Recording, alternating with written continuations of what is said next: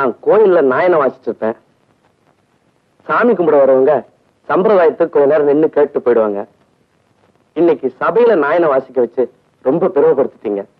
அவங்க எல்லாம் கைத்தட்டி ரசிச்சப்ப என் கண்ணெல்லாம் கலங்கி போச்சியா. போதுமையா, நான் எடுத்த ஜென்ம பலனை அனுபவிச்சுட்டேன். உத்தரவு கொடுத்தீங்களா? புறப்படுவேன். புறப்படுறதாவது சாப்பிட்டு போங்க. இப்பதானங்க டிஃபனே சாப்பிட்டோம்.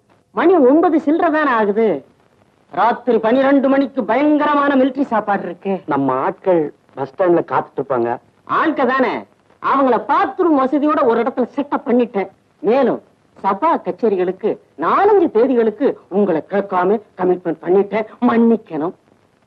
அநேகமா இதே டவுன்ல நிரந்தரமா நீங்க இருக்க வேண்டியது வந்தாலும் வரலாம்.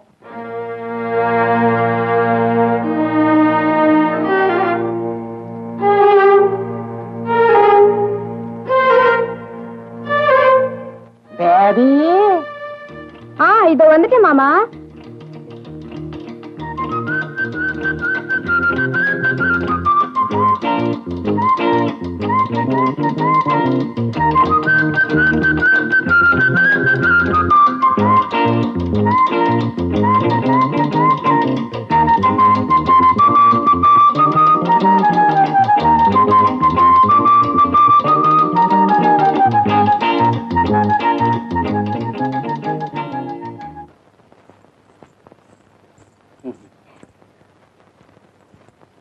என் தங்கச்சி பொண்ணு பெரிய வித்துவான்.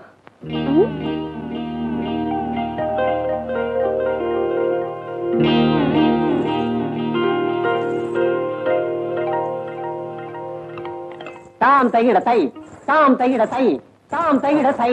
பச்சை புள்ள. இத கையில பிடிச்சு கொடுத்துட்டு தான் என் தங்கச்சி பரலோகம் போயிட்டான். அன்னையில இருந்து நான் தான் வர செலவு பண்ணிக்கிட்டு இருக்கேன். அடுப்புல விரல சுட்டுக்கிட்டா கூட அம்மான்னு அழ தெரியாது. மாமா மாமானுதான் அழும். ஏமா? ஆமா மாமா. என்ன? ஆமா மாமா, பெரியவங்க வந்திருக்காங்க. அவங்கள கணுக்காம கீழே என்ன பண்ணிக்கிட்டு இருந்த? எல்லா வேலையும் பண்ணி வச்சுட்டு குளிச்சுட்டு துணி மாத்திட்டு வந்தேன் மாமா. செல்ல கட்டி. கண்ணா கண்ணா வாடா, மாமாவோட சாப்பிடலாம். வாடா, ஃபுல் மீல்ஸ்டா. வா.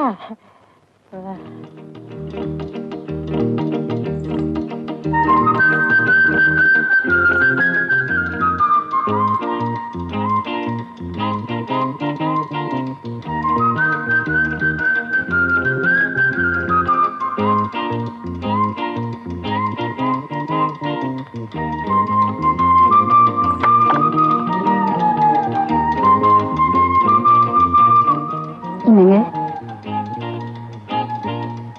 உட்காருங்க.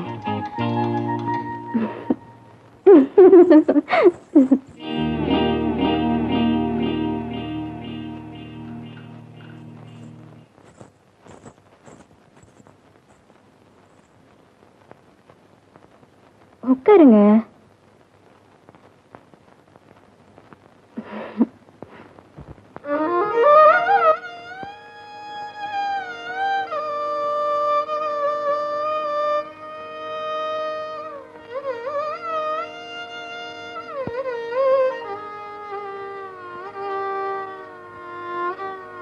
இதெல்லாம் நமக்கு பழக்கம் இல்லைங்க.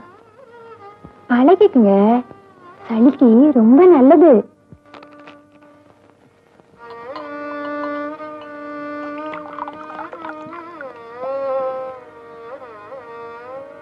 சுத்தமான சங்கீதத்துக்கு சுதியே இதுதாங்க. அம்சத்து வேணிக்கு ஆரிதாள மாதிரி திராட்சரசம் சாப்பிடுங்க.